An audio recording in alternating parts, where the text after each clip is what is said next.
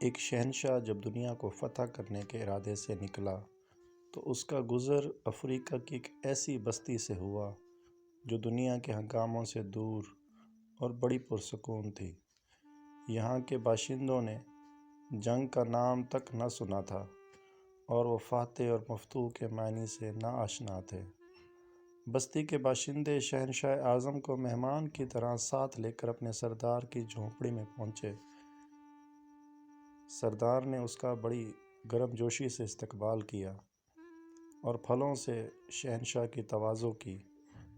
کچھ دیر میں دو قبائلی فریق مدعی اور مدعا علیہ کی حیثیت سے اندر داخل ہوئے۔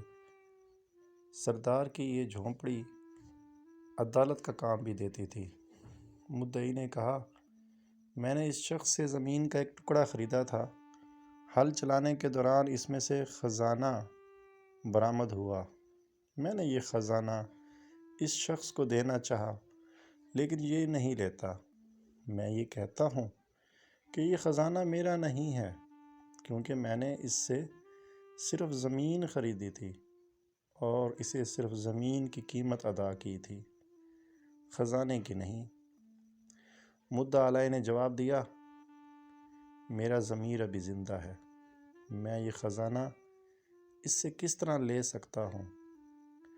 میں نے تو اس کے ہاتھ زمین کو فروخت کر دیا تھا۔ اب اس میں جو کچھ بھی ہے، جو کچھ بھی برآمد ہوگا، یہ اس کی قسمت ہے اور یہی اس کا مالک ہے۔ میرا اب اس زمین سے اور اس میں موجود اشیاء سے کوئی تعلق نہیں ہے۔ سردار نے غور کرنے کے بعد مدعی سے دریافت کیا، تمہارا کوئی لڑکا ہے؟ ہاں ہے۔ پھر مدعا علیہ سے پوچھا، اور تمہاری کوئی لڑکی ہے؟ جی ہاں۔ مدعا علیہ نے بھی اثبات میں گردن ہلا دی۔ تو تم ایسا کرو، ان دونوں کی شادی کر کے یہ خزانہ ان کے حوالے کر دو۔ بادشاہ نے فیصلہ کر دیا۔ اس فیصلے نے شہنشاہ کو حیران کر دیا۔ وہ فکر مند ہو کر کچھ سوچنے لگا۔ سردار نے شش و پنج میں ہونے والے شہنشاہ سے دریافت کیا، کیوں؟ کیا میرے فیصلے سے آپ مطمئن نہیں ہیں؟ نہیں، ایسی بات نہیں، شہنشاہ نے جواب دیا، لیکن تمہارا فیصلہ ہمارے نزدیک حیران کن ضرور ہے۔ سردار نے سوال کیا، اگر یہ مقدمہ آپ کے روبرو پیش ہوتا تو آپ کیا فیصلہ سناتے؟ شہنشاہ نے کہا، پہلی تو یہ بات یہ ہے کہ اگر یہ مقدمہ ہمارے ملک میں ہوتا تو زمین خریدنے والے اور بیچنے والے کے درمیان کچھ اس طرح کا جھگڑا ہوتا کہ بیچنے والا کہتا کہ میں نے اسے زمین بیچی ہے اور اس سے زمین کی قیمت وصول کی ہے۔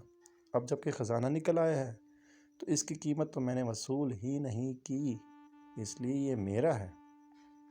جبکہ خریدنے والا کہتا کہ میں نے اسے زمین خرید لی ہے، تو اب اس میں جو کچھ بھی ہے وہ میری ملکیت ہے اور یہ میری قسمت ہے۔ سردار نے شہنشاہ سے پوچھا کہ پھر تم کیا فیصلہ سناتے؟ شہنشاہ نے اس کے ذہن میں موجود سوچ کے مطابق فوراً جواب دے دیا اور کہا کہ ہم فریقین کو حراست میں لیتے اور کہتے یہ خزانہ حکومت کی ملکیت ہے اور شاہی خزانے میں داخل کر دیا جاتا۔ بادشاہ کی ملکیت؟ سردار نے حیرت سے پوچھا، کیا آپ کے ملک میں سورج دکھائی دیتا ہے؟ جی ہاں، کیوں نہیں؟ کیا وہاں بارش بھی ہوتی ہے؟ سردار نے پوچھا۔ بالکل، بہت خوب۔ سردار حیران تھا، لیکن ایک بات اور بتائیں کہ آپ کے ہاں جانور بھی پائے جاتے ہیں جو گھاس اور چارہ کھاتے ہیں؟ ہاں ہاں، ایسے بے شمار جانور ہمارے ہاں پائے جاتے ہیں۔ اوہ خوب، میں اب سمجھا۔ سردار نے یوں گردن ہلائی جیسے کوئی مشکل ترین بات اس کی سمجھ میں آ گئی ہو۔